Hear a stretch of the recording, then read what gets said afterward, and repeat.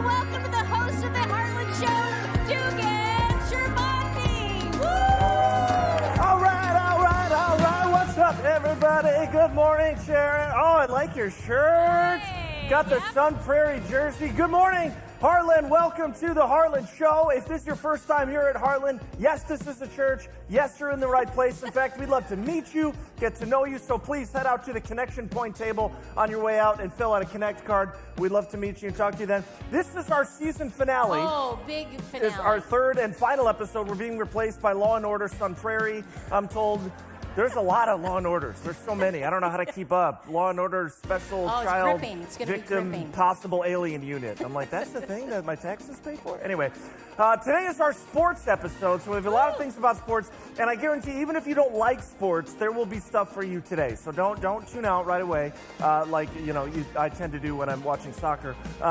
Stay engaged because we got some stuff for you. In fact, I'd like to start with some fun facts about sports. And again, even if you don't like sports, some of these you'll find interesting. This is a crazy one. Here we go. The longest recorded point in tennis. Point. Not game, not set, not match. Longest recorded point in tennis history took 29 minutes. What? 1 point. The ball crossed the net 643 times in a 1984 match. Oh my goodness. I'm That's so glad. Exhausting. Yeah, exhausting. Yeah. Here's a fun one. The players with the longest NFL average careers at 4.87 years. The average NFL player plays only less than 5 years. Are punters. Punters last the longest because they don't get hit by giant men in pads. That's why. This is a great one.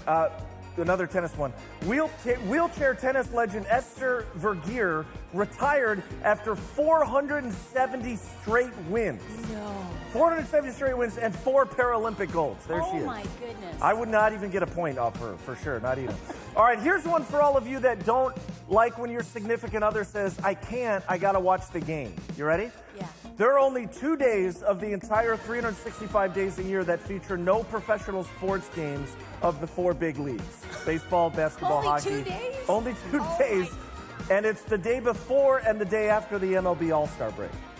The only day. So my advice to you is plan all the stuff on those days because you'll never hear the excuse, I got to watch the game. You're like, I know for a fact there are no games going on.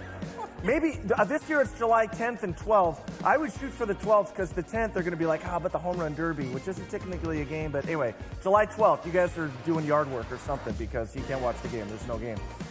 This was my favorite one. This one's so dumb. This is something you never knew you really needed to know, but you're so glad you know this. Major League Baseball umpires are required to wear black underwear while on the job in case they split their pants. Oh my goodness. That's my favorite thing ever. Oh my gosh. You'll never watch a baseball game the same. You're like, I know what color that guy's underwear is. It's black. Oh my God. Kite flying is a professional sport in Thailand. So, that's like how we have NASCAR. We're like, is that really a sport? They must have a lot of wind. Yeah, that's true, I guess. Yeah, you're really dependent on the wind. You're right. And finally, golf is the only sport to be played on the moon. So there's, it's so boring. We had to try it on another planetary body, and it didn't even work then. Anyway, so we got our sports episode. We have a very fun segment coming up with you later, Sharon, which we'll get so to. Fun. But first, our sponsor for this week is Broadfest because next Sunday, Heartland is going to Broadfest. We will not be here. We will be at Broadfest for the second year in a row. So you can come here, just nobody's going to, we have a lovely parking lot that you're welcome to hang out in if the wind's blowing. This way you'll smell the bread from the bread company. Otherwise, next Sunday, 9 a.m., we will be down at Broadfest. And to get an idea of what it's going to look like, take a look at our highlight video from last year with Heartland at Broadfest. So fun.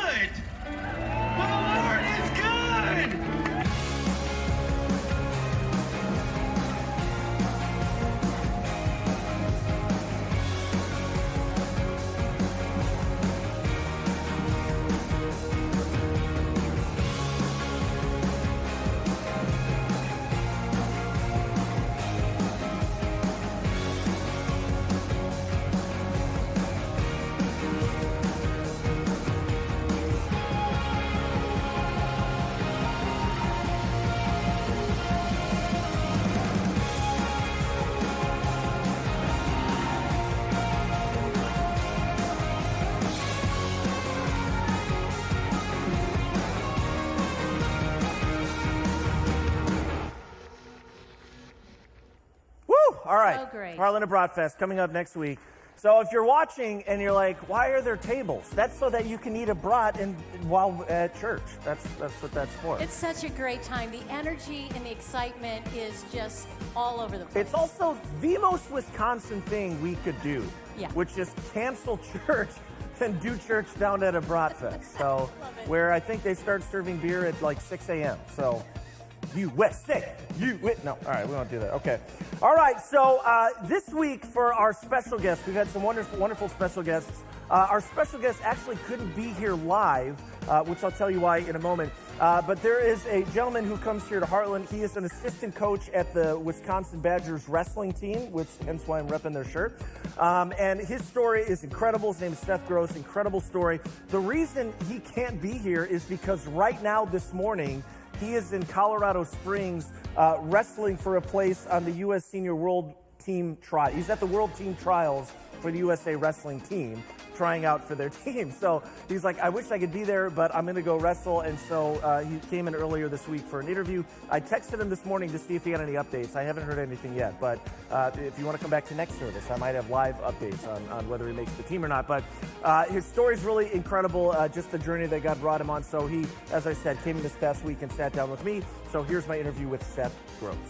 I grew up in Minnesota, Apple Valley, Minnesota. It's just south of the Twin Cities area. Big part of my life's wrestling too. Also, I grew up in a family that we attended church a lot. Yeah, it was a big part of my life growing up, very important to me. I'd say the one thing that I lacked at that younger age was just the relationship with God. And ended up doing pretty good high school wrestling and went on to wrestle at the college level as well. Ended up choosing the University of Iowa and got a full athletic scholarship there. And so it was a dream come true for me. I think I went 19-2 as a true freshman, which is pretty good. And then right towards the end of that very first season, I ended up getting a pretty serious injury. I hurt my knee and ankle actually at the same time and had a huge cast on my leg all the way up. For the first time in my life, I was without wrestling. I got lost quick. I got very depressed. I started to fill my time with making poor decisions. Things just kind of tumbled out of control where, seasons come to an end. That night,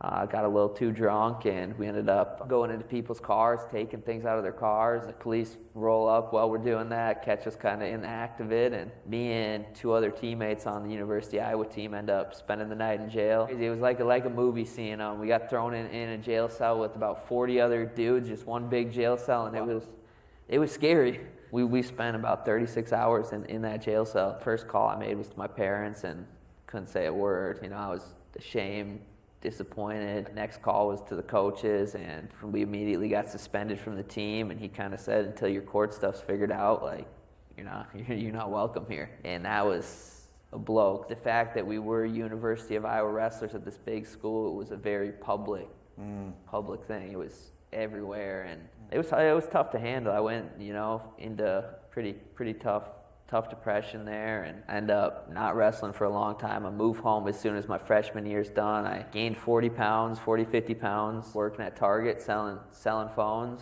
Didn't think I was going to ever wrestle again, and I did start praying again, and I started talking to God, and this time for me, right? It wasn't because my parents were telling me to do. I needed somebody. I was at one of the darkest times in my life, and I just fell on God, and I started praying every day. And as I really started praying and talking to God and diving back into the Bible, I started going to church with my family again. It was just like, hey, I'm the most important thing in your life, and you forgot that, right? You can blame me all you want, but I'm pulling you back to where you should have been. As soon as I redirected my life to like, hey, God's first. He always should have been. He's the center of your life.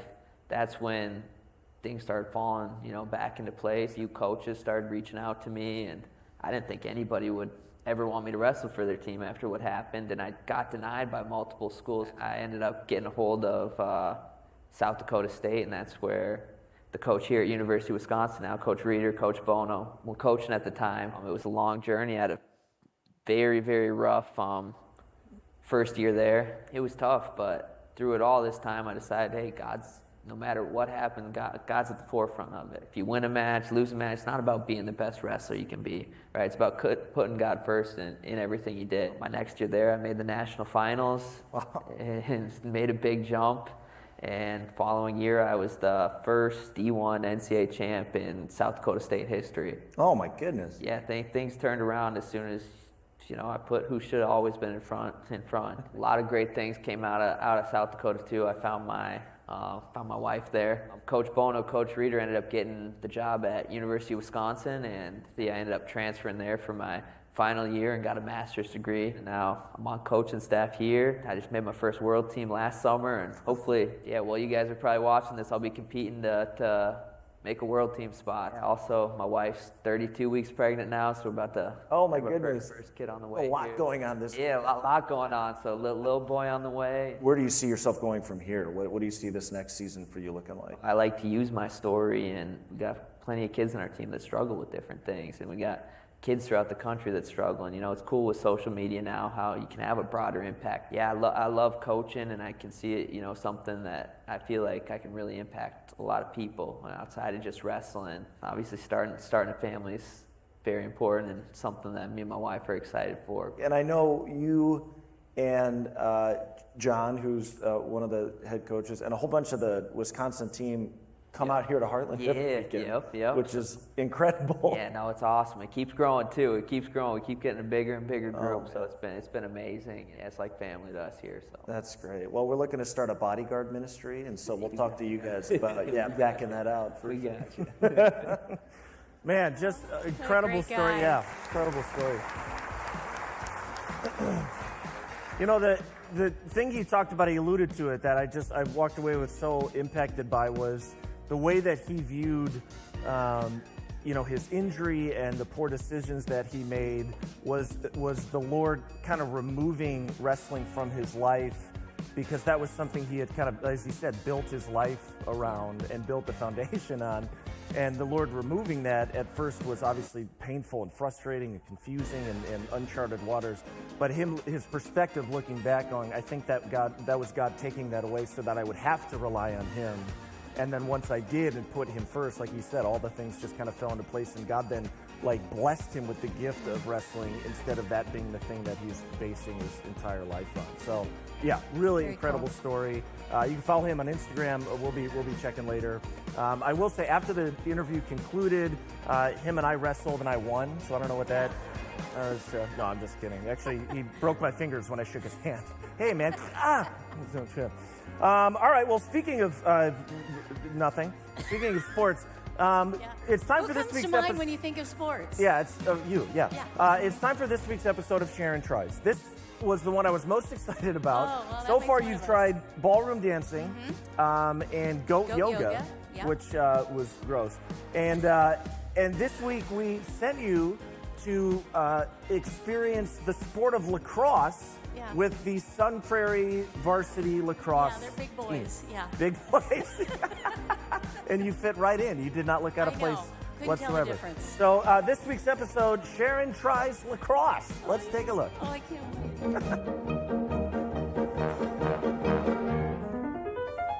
All right, well, hello, everybody. Here I am at the Sun Prairie Field thingy, and I'm about to learn the game of lacrosse, a game that I've never seen, never read about, but here's what I know.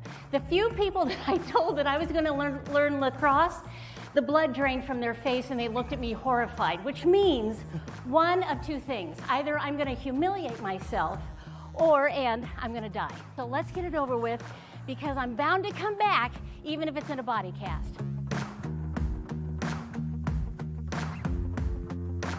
All right, this is my coach, Talon. Talon, how old are you? I'm 16. Have you ever coached a senior citizen before? No. Oh, this will be so great. So how long have you been playing this game of lacrosse? 10 years. 10 years? You're going to coach me today, right? Yeah. Are you excited? Yeah. Well, one's excited, I'm terrified. So this is going to make a great team.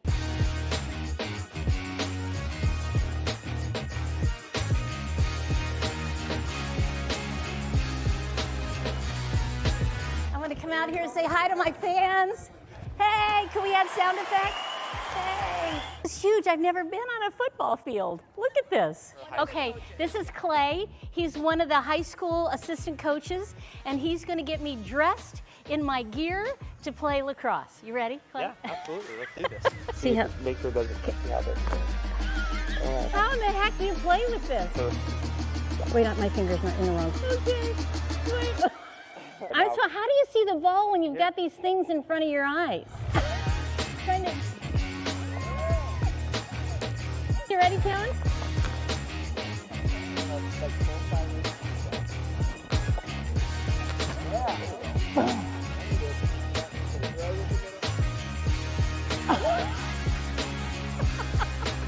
Okay, here we go.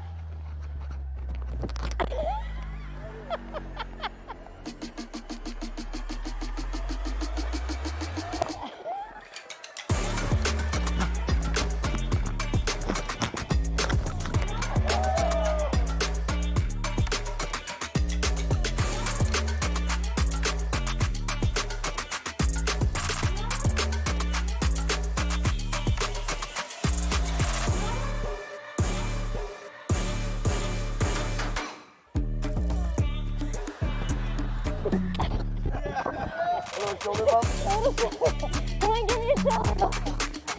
Here we go.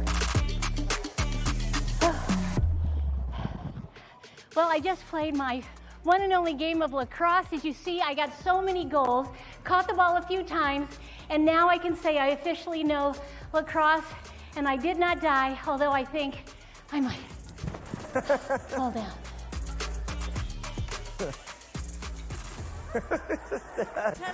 Wow, well done. Well, a couple of important things I want to note is, first of all, as you can see, I made the team. Yeah, I was the envy of everybody out there. Yeah. But the more important thing is, this Tuesday night, Heartland has been invited, probably due to my great playing, but we've all been invited to Ashley Field, where Sun Prairie will play DeForest, great rivals in the game of lacrosse. So I'm going to be there, Dugan will be there, our families will be there, some other staff, and we would love for you to join us. It's free, starts at 7 o'clock, so come on out, and who knows, I could throw out the first ball. Like in I don't think they do that in lacrosse. Oh. Well, if they do, I'll be ready. Okay. Well, we know you'll be there because you're starting, yeah. Yeah, I'm starting. Yeah. I was confused. I always thought like junior, senior. I didn't know that meant senior. You know, Yeah. I thought it was different. It's a new era. That's great. That's wonderful. Also, so many of the guys on the team come to Heartland. Yeah, they Talon do. And Yeah. Clay, and the goalie, I'm told, is one of the best around, but he was having an off day because you were Yeah, just working I just intimidated that him net. so bad. Yeah. I have one more fun fact for you about lacrosse, about sports, which is that lacrosse is the oldest sport in North America, invented by the indigenous people in the early 17th century. So you Well, experienced a piece that's of gonna be history handy there. to know. Yeah, that's great. Well, we're excited to see you play on Tuesday night lacrosse. I think we should make Sharon tries a weekly event, right? Who cares about the Heartland show? We just got to get you doing stuff. That was pretty incredible. All right, well, a couple more real quick things I want to make you aware of. As I said, next week we will be at Broadfest, which is at 9 a.m. on Sunday. Also, for those of you that might ping-pong to Saturday services, we are taking Saturday services off at least for the summer, so they might come back in the fall, but yesterday was our last one. And then we got Broadfest next week.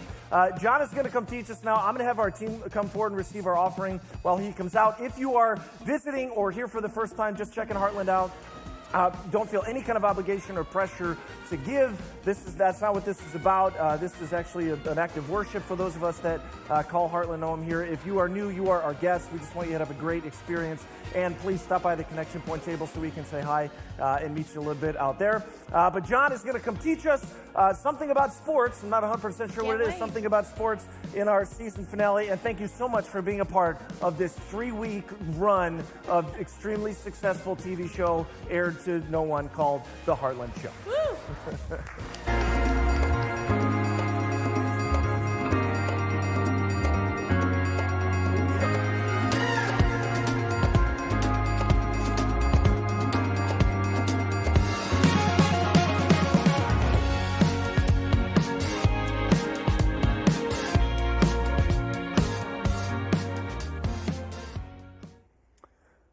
Good morning, everybody.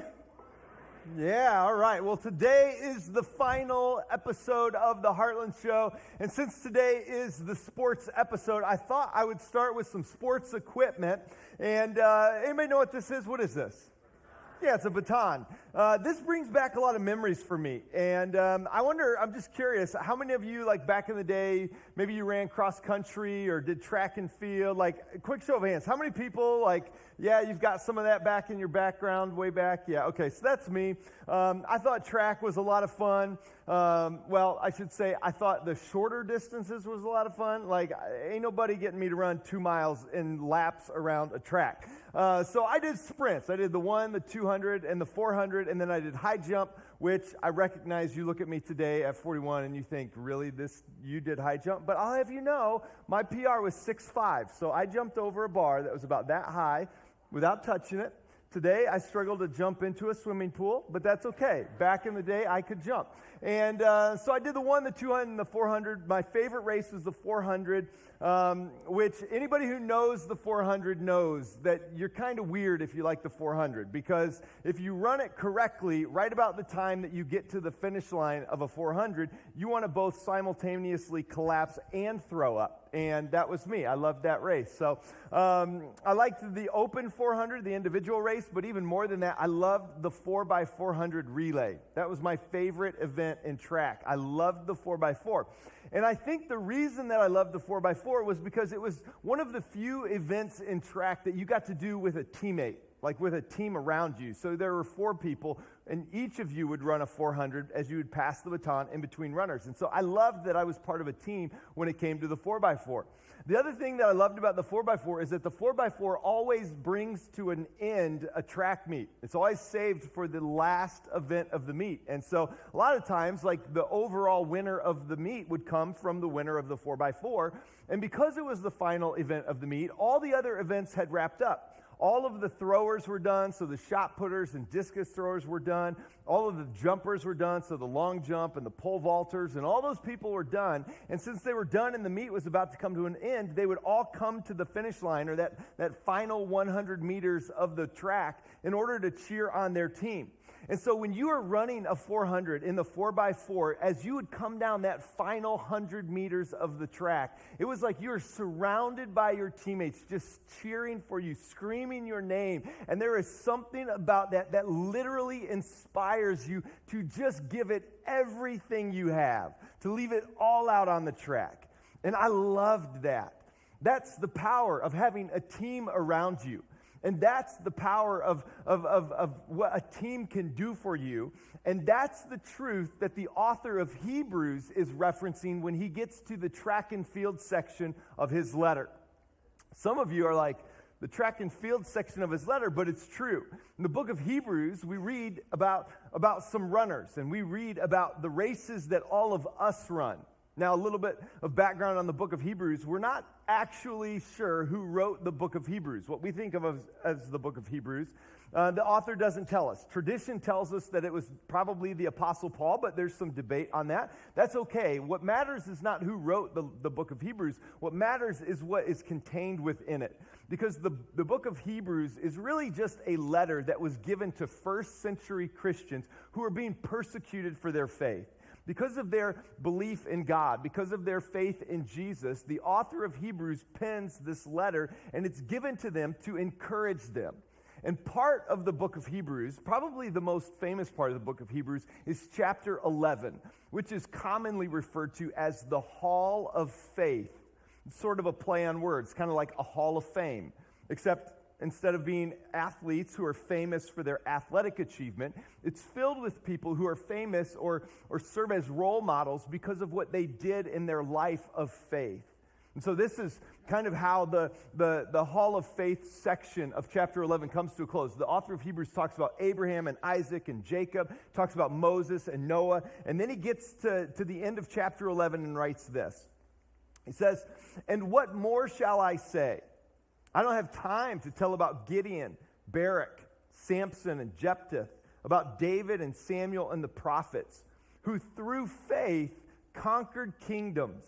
They administered justice and gained what was promised, who shut the mouths of lions, quenched the fury of the flames, and escaped the edge of the sword, whose weakness was turned to strength."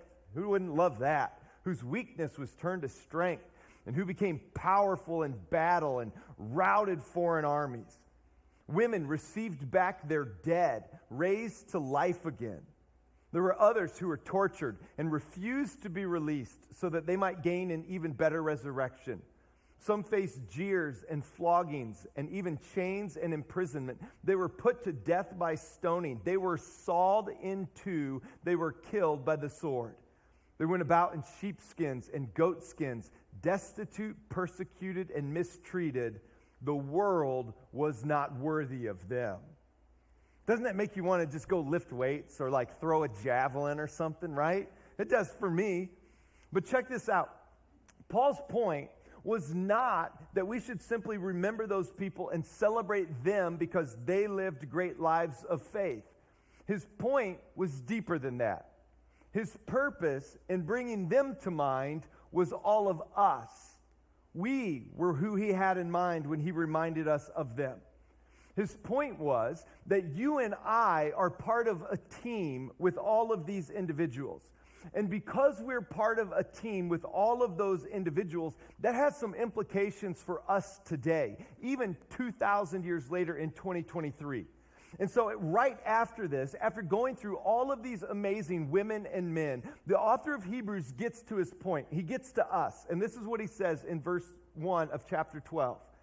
He writes, "Therefore, since we are surrounded by such a huge crowd of witnesses to the life of faith, then let us strip off every weight that slows us down, especially the sin that so easily trips us up.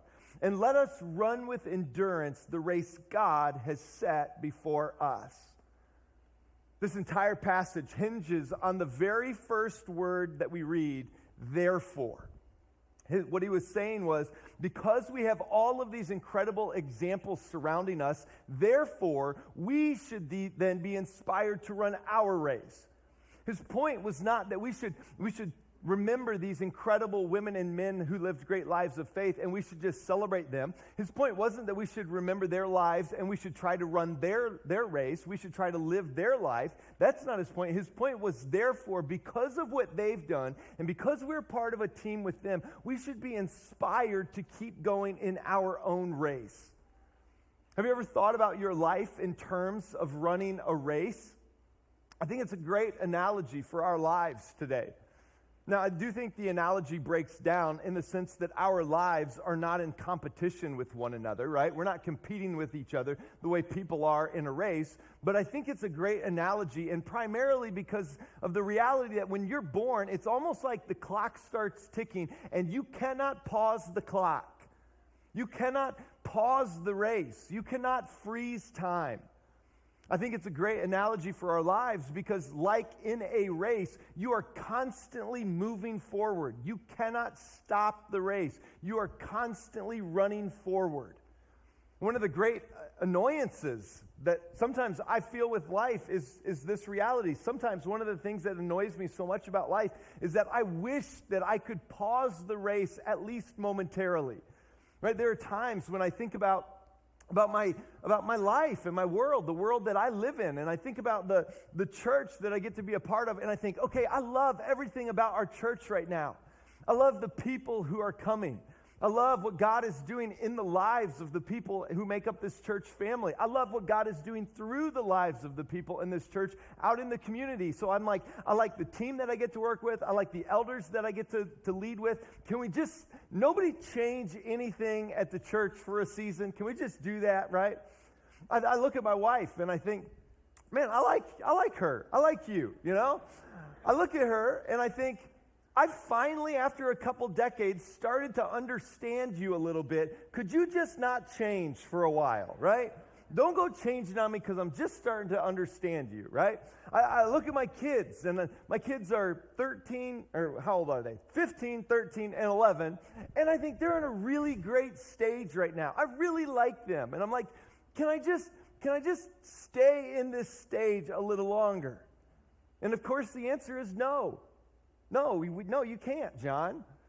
And if you're like me, there's a part of us that mourns that, right? There's a part of us that gets sad about that. There's a part of me that does. Like, I look at my kids and I think, I don't want you to grow up and leave most of the time. You know, occasionally, yeah, I'm ready for you all to go. But most of the time, no. Most of the time, I like you too much to want you to leave. Like, can we just stay here a little bit longer? But the reality is we can't. And since we can't, and since we only have one race to run, I think all of us should be asking the question, how do I run the race the best way possible? I think that this is a really big deal question that we should all consider. How do I run the race the best way possible? Now, luckily for us, we're not the only ones who want to run the race the best way possible. We have a God who wants us to run the race the best way we possibly can.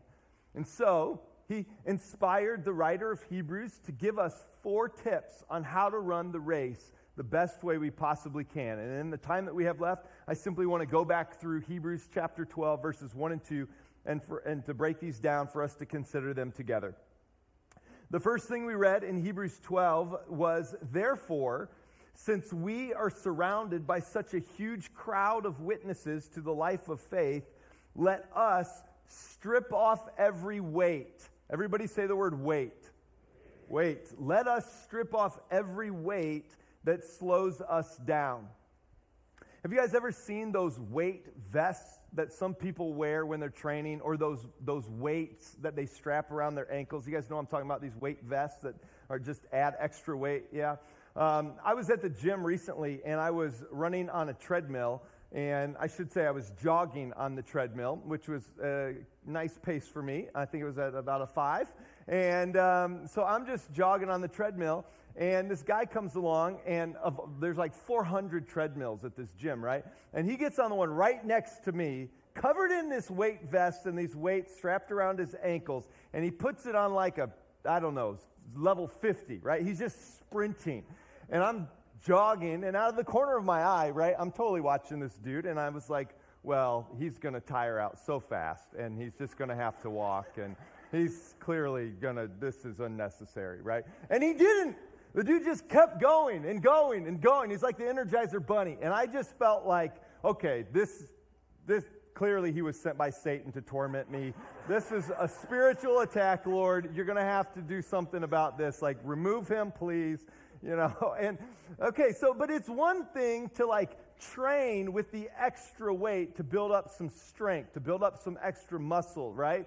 But if you're actually running a race for time, where you're trying to run as fast as you possibly can, you would do the exact opposite of what that guy had done. You would strip off all the extra weight you possibly can. Olympic runners are notorious for this. They will work with shoe manufacturers to remove ounces out of their shoes. They will run their races without socks on because they want to remove all the weight they possibly can. Because when it comes to running a race, weight does one thing and one thing only: it slows us down. And so Paul says, strip off any weight that is slowing you down. And weight could be anything. It could be in any arena of your life. It could be the way that you manage your time. It could be an unnecessary weight that is slowing you down. It could be the way that you manage your finances. That could be a weight that is slowing you down. That's an extra weight. It could be so many things, and it could come from any arena of your life. One of the ways that Ashley and I are very different from each other is that I tend to think of my life in terms of my tank and how full or empty my tank is. And back in the day, Ashley used to get so annoyed by this talk. Like, she was like, what tank are you talking about? Like, we don't have a tank, you don't have a tank. Like, can we just stop talking about your tank, John? Well, as she's gotten older and more wise, she has come to appreciate the tank, and she's learned to monitor her tanks as well. And so let me show you what I'm talking about. These are the 5 tanks that I think we all have. I think we all have a physical, a mental, an emotional, a relational, and a spiritual tank. And of course, there are limitations to this analogy, but I think that these are 5 of the kind of big parts of our lives. And all of these tanks are constantly in flux. They're all at various levels of full or empty, right? And somewhere in between. And so let me just pause for a moment here and just ask you to consider your own life, to consider your own tanks. You don't have to tell anybody else. You're not going to raise your hand. But let me ask you, like, how's your physical tank? How do you feel physically today? Do you feel good? Do you feel alive? Do you feel rested? How are you sleeping in this season of your life? Are you getting good rest? Are you waking up feeling rejuvenated and recovered? Or is there any weight pulling down your physical rest? How are you eating? Are you putting the right foods in your body? Food is fuel. Are you fueling it well? Mentally, how's your mental tank?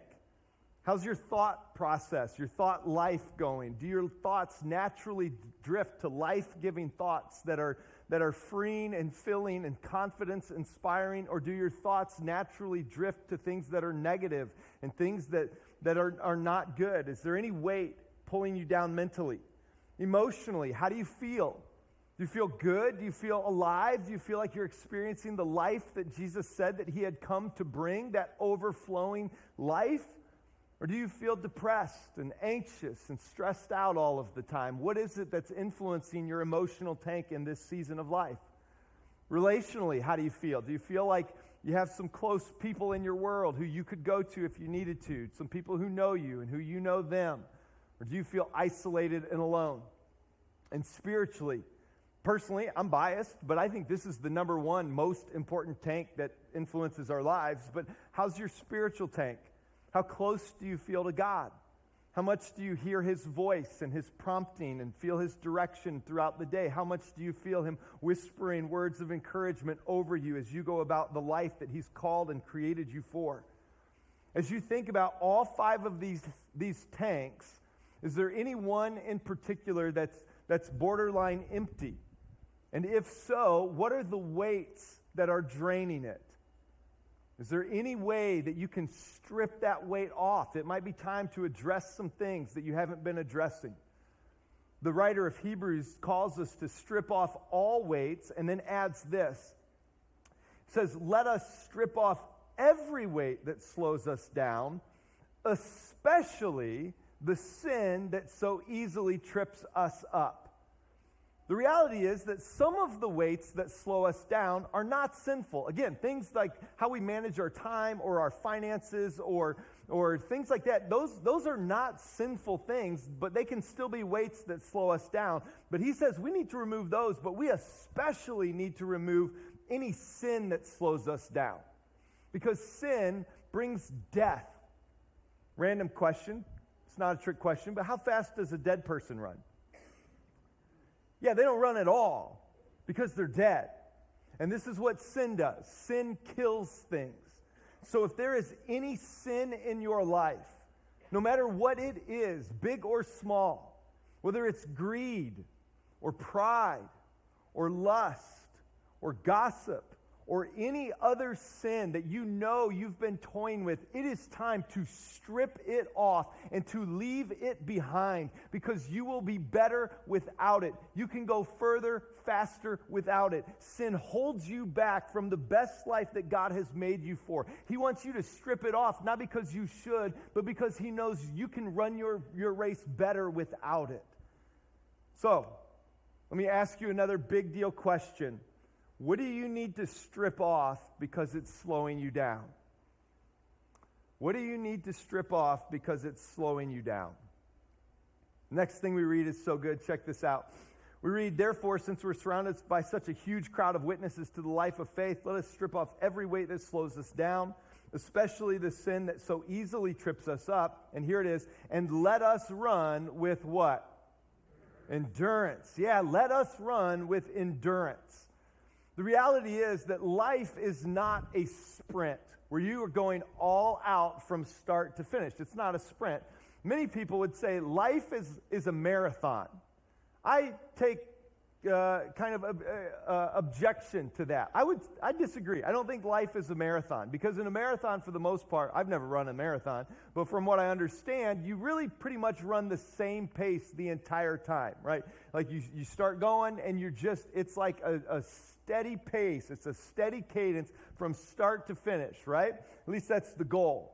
But that's not life. Life is not a steady pace in every season, in every decade of your life. That's not a good illustration for life. I think that life A better illustration for it as a race would be a Tough Mudder. I think that life is a Tough Mudder. You guys have seen these, right? This is a picture taken from a Tough Mudder. For those of you who are unfamiliar with it, a Tough Mudder is basically a giant obstacle course. And everybody lines up, the gun goes off, and you sprint all the way to the first obstacle.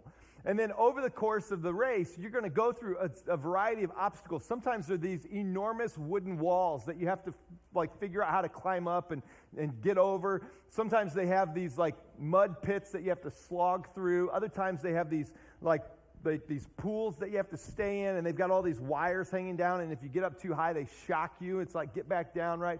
So over the course of a race, over the course of a Tough Mudder, then in between obstacles, you might run 2 miles in between obstacles. So a lot of these Tough Mudders, over the course of a Tough Mudder, you'll do 10 miles, and it's a variety of sprinting and jogging and trying to get around these obstacles. On several occasions, I've had people invite me to do a Tough Mudder with them, and every single time, my answer has been the same: heck no! Why would I want to do that? There is absolutely nothing that looks enjoyable to me about doing a Tough Mudder. I have no desire to do one. I will never probably do a Tough Mudder. Every time they ask me, I'm like, how about instead of doing a Tough Mudder, we go to Happy Feet in the mall and get a foot massage? I love that place. That's great. Let's do that, But I think this is a good illustration for life, because this is what life is. There are seasons in your life where you're going to have to sprint. There are seasons in your life when you're going to have to walk. And life is going to throw a variety of obstacles at you that you will have to figure out how to overcome. And so my point, or the point of the author of Hebrews, is that you want to run with endurance. You need to be strategic with the pace and the cadence that you run with. I think that this is one of the greatest challenges we face in our world today. Because of the pace of the world we live in, and because of the number of opportunities available to us, we are all tempted to run our race at breakneck speed. It's like when we're born, we're handed a baton, and we start off just kind of crawling, right?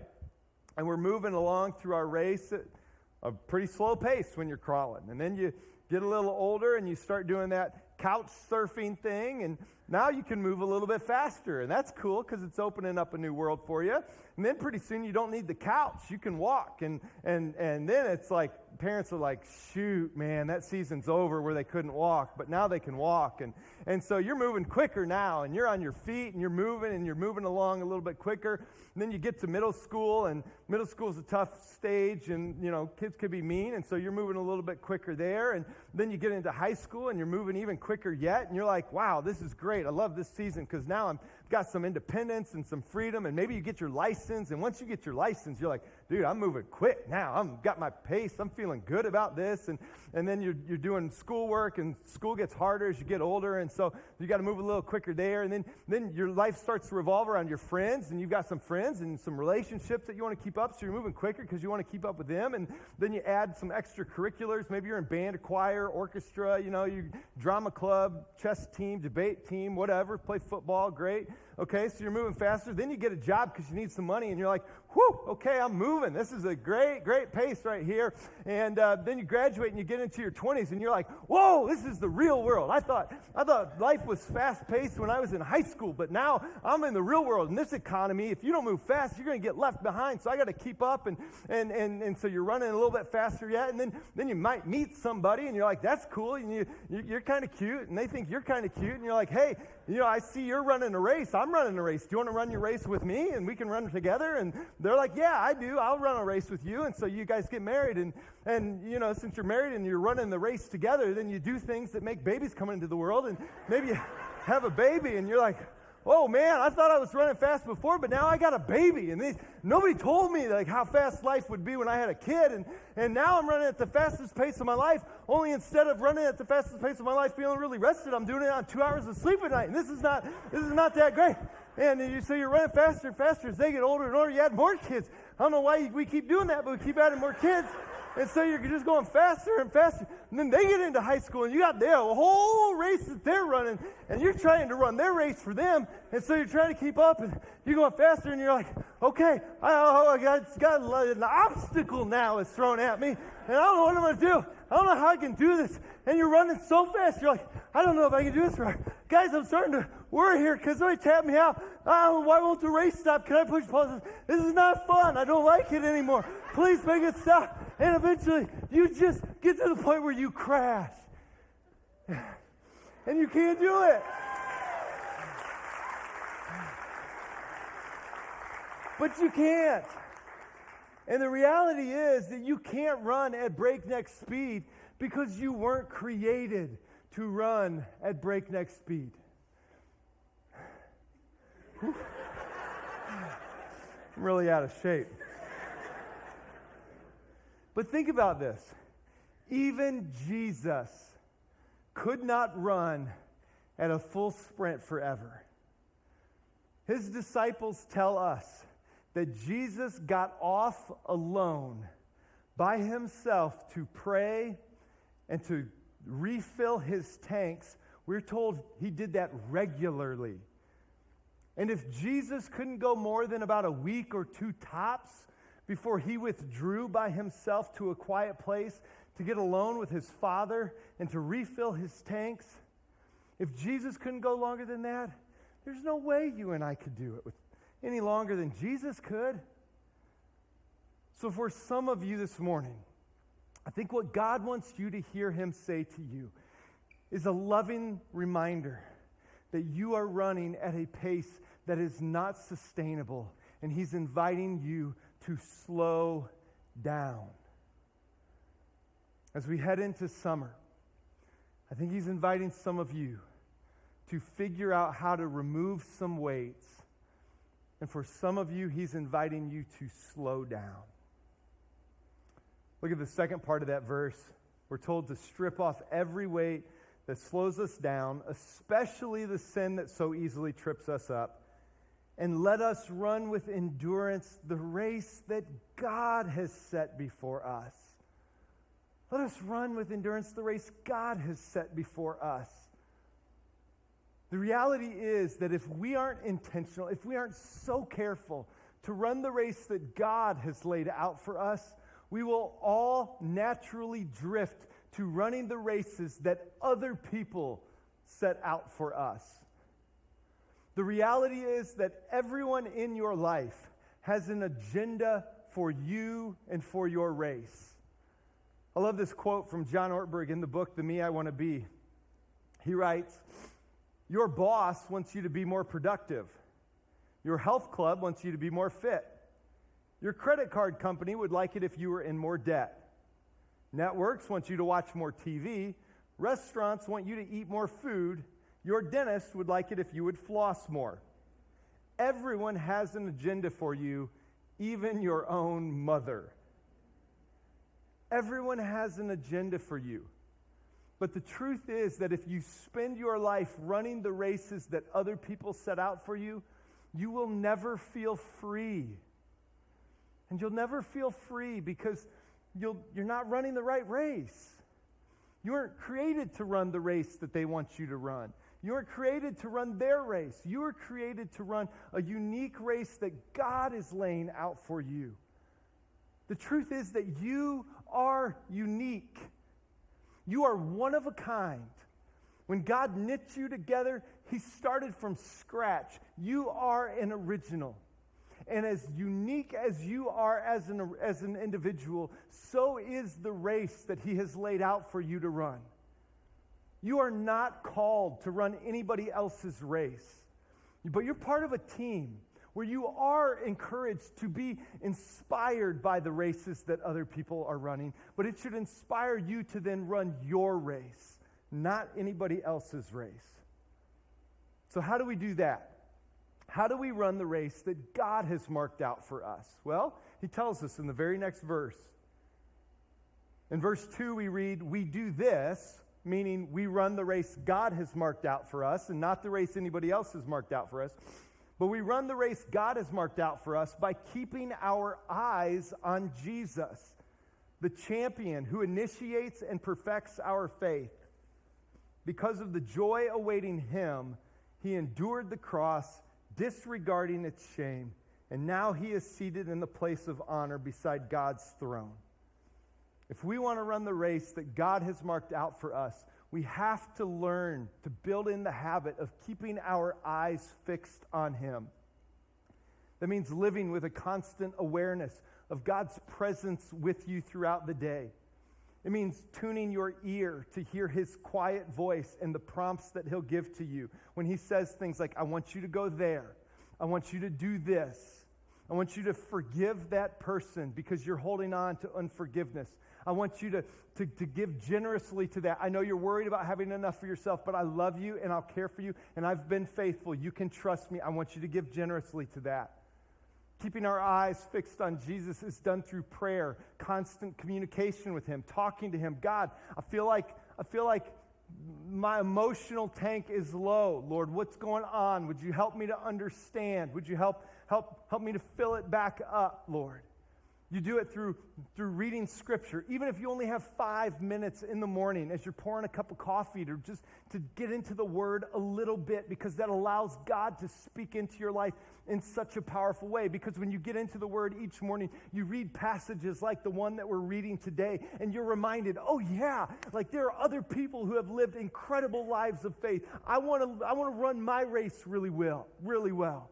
You're reminded of that when you get into Scripture. You're reminded of passages like Colossians 3:2, which reminds us to set your minds on things above, not on earthly things. So we go, okay, Lord, I want to fix my eyes on Jesus, and I want to fix my mind on things above, not on things of the earth. So Lord, how do I do that? You do that. You choose to do that, and then you go about your day, and you invite Him to be with you all throughout your day. You go into that meeting and you think, okay, Lord, I got a meeting. Would you help me in this meeting? Would you help me to reflect you? Would you, Lord, help us to find consensus or common ground? Lord, this could be a tough one. You think, okay, I'm at home with my kiddo. I'm going to spend the day with these kids, right? So you go, Lord, would you help me to see them the way that you see them? Lord, would you give me patience the way that you have patience? Would you help me to see how they're uniquely wired? And based on how you've uniquely wired them, would you help me to parent them or lead them or guide them or spend time with them in a unique, customized way that's perfect for who they are? Maybe you get done with work and you're playing in a golf league. And you go to the golf league and you think, Lord, okay, I'm about to compete in a golf league. Would you help me to do this, Lord, without being a jerk, right? You think, this is a frustrating game. Lord, would you help me to remember that I pay money to play this game for fun? Would you help this not to ruin my night, right? Would you help me to not go home to my family and take it out on them, the fact that I 4-putted the 18th hole, okay? Maybe you're driving to the hospital for one more appointment, and you think my body is broken, it hurts. And I don't know how to refill that physical tank, John. And you think, this isn't the life that I would have laid out for myself. This isn't the race I would have mapped out for me, and yet here I am. What do I do about that? How do I keep my eyes fixed on Jesus and my mind fixed on things above now? You do that by remembering that there is more to this life than this life. And that while this life will come to an end for all of us, this is just the beginning. And in the life that is to come, everything will be made whole and perfect and beautiful, and we will be surrounded by our people, and we will be filled with the awareness of all of it and the understanding of how much we are loved by God, and that life will never end. You remember that we're going to live forever somewhere. And when you fix your eyes on Jesus, you remember that life was not a cakewalk for Him either. That the race that God had marked out for Jesus was not a simple stroll down easy street. You're reminded that the race that God marked out for Jesus was filled with so much pain. That on one hand, yes, of course, there was so much good and beauty in Jesus' life, but at the same time, on the other hand, it was also filled with misunderstandings and false accusations and jealousy and hatred and eventually an awful, painful, premature death for Him as well. And yet, while God marked out a tough path for Him, a tough race for Him to run, we are reminded in Hebrews 12:2 that because of the joy that was awaiting for Him on the other side, He endured the cross, disregarding its shame. And now he is seated in the place of honor beside God's throne. Jesus was able to run with endurance, a race that none of us could have ever run for ourselves. And what he accomplished as he finished his race is something that you and I could never accomplish on our own. We could never bridge the gap between us and God the Father. We could never pay the penalty for our sin that separates us from him. And yet, through his love and grace and through faith in him, we are awarded the award that Jesus received for running the race that he ran, for the victory that he achieved. It is given to us freely through our faith in him. And after Jesus did that, Jesus finished his race, just like all of us will at some point finish our race. Some number of years ago, the baton was handed to you, and your race began. And between today and the end of your race, you've got some time. You've got some race left to run. And you and I don't have any clue how much race we have left to run. Only God knows that. And so while you still have some race to run, let me encourage you to strip off every weight that slows you down and holds you back, especially the sin that so easily trips us up. And let me encourage you to fix your eyes on Jesus, the author and perfecter of our faith, and to run with endurance the race that God has marked out for you. Because if you do that, I can all but guarantee that you will get to the finish line of your race, and you will close your eyes with joy in your heart because you know that you are now caught up in, you are now part of that great crowd of witnesses that God will use to inspire and motivate the next generation to run their great life of faith as well. We only get one race to run, so let's run it really well. Will you pray with me? Lord, thank you for this race. Thank you for the beauty of the race that you've given to each one of us. And Lord, we recognize there will be seasons when we run and seasons when we have to walk, and there will be a lot of painful obstacles that we have to figure out how to overcome. But Lord, through it all, you are with us. You're guiding us and directing us, and you're encouraging us. Lord, would you help us to fix our eyes on you and to run the race that you mark out for us, not the race that anyone else wants us to run.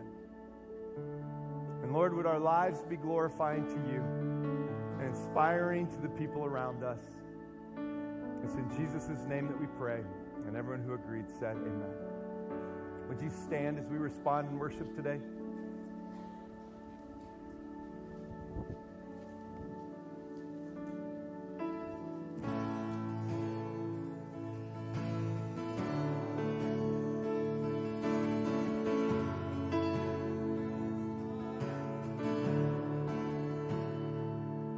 As the Spirit was moving over the water, Spirit, come move over us.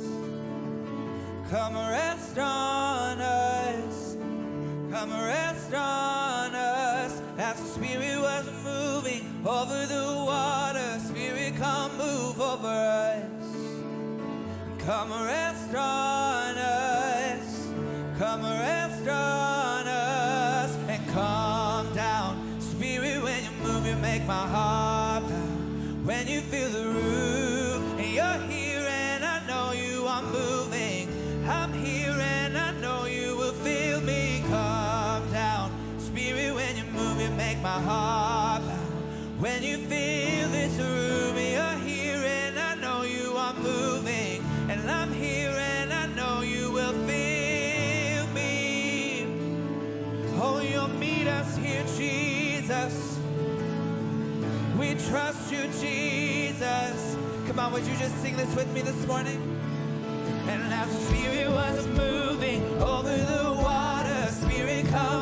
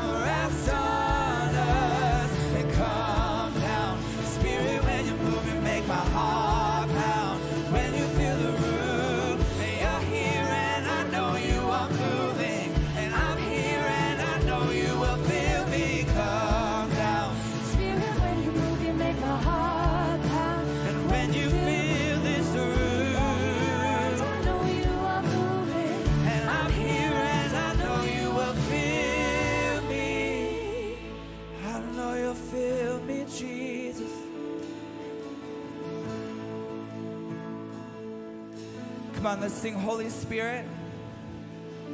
And Holy Spirit, come rest on us.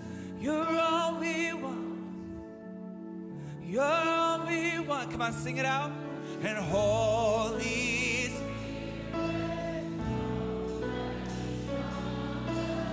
and you're all we want.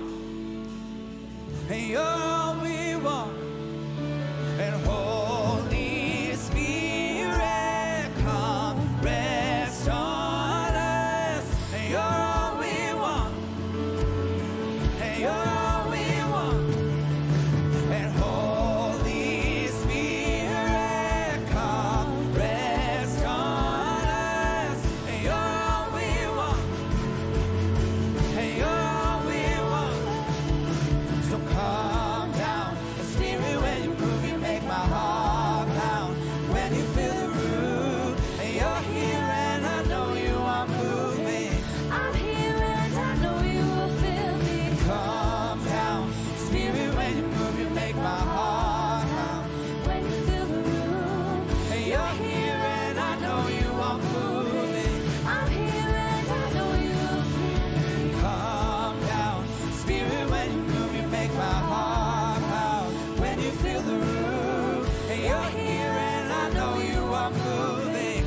I'm here, and I know you will feel me. I know you'll feel me. So Holy Spirit, come rest on us. You're all we want. You're all we want. Oh, Holy Spirit, come rest on us. You're all we want. You're all we want. One more time, let's sing it together. And Holy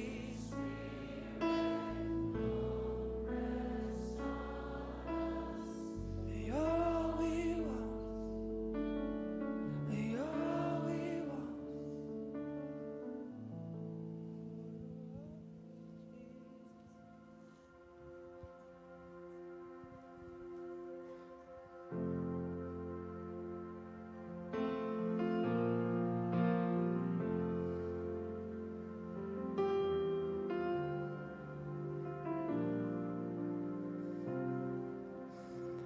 I love you, Lord, and though your mercy never fails me, in all my days I've been held in your hands, and from the moment that I wake up until I lay my head, oh, I will sing of the goodness of God. Come on, let's just declare this morning together. And all my life you have been faithful. And all my life you have been so, so good.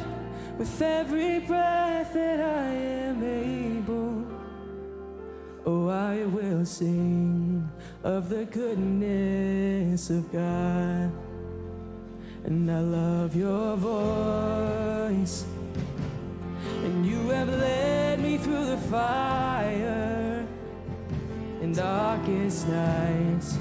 You are close like no other.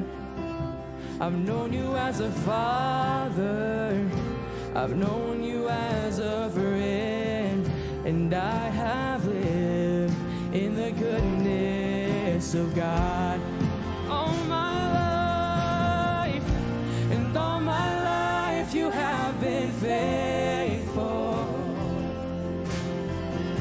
And all my life you have been so, so good. With every breath that I am able, oh, I will sing of the goodness of God. Come on, I don't know what your season is right now. I don't know what you're going through, but I know we have a reason to praise this morning. So let's sing out this bridge together. Sing your goodness. Yeah.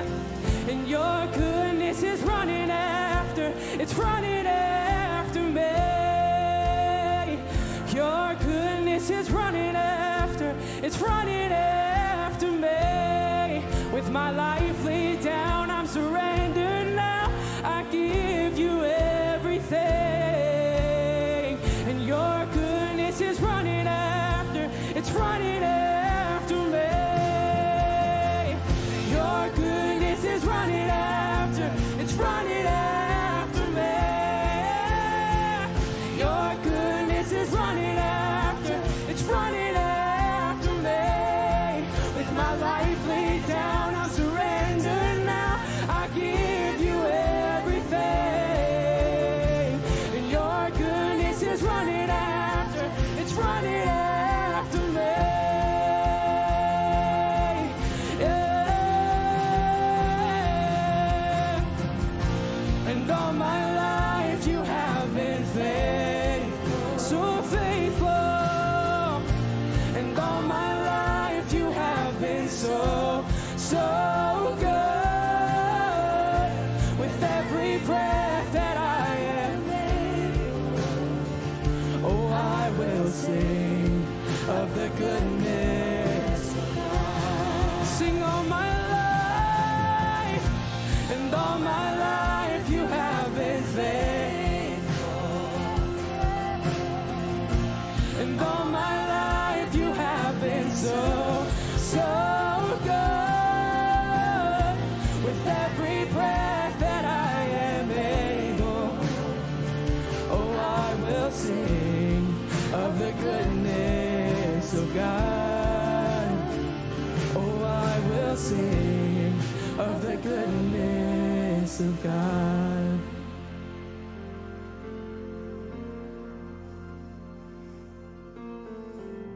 Cause all my life you have been faithful. Come on, just declare that out. And all my life you have been with every breath that I am able. Oh, I will sing of the goodness of God. Oh, I will sing of the goodness of God. Yes, we will sing of the goodness of God.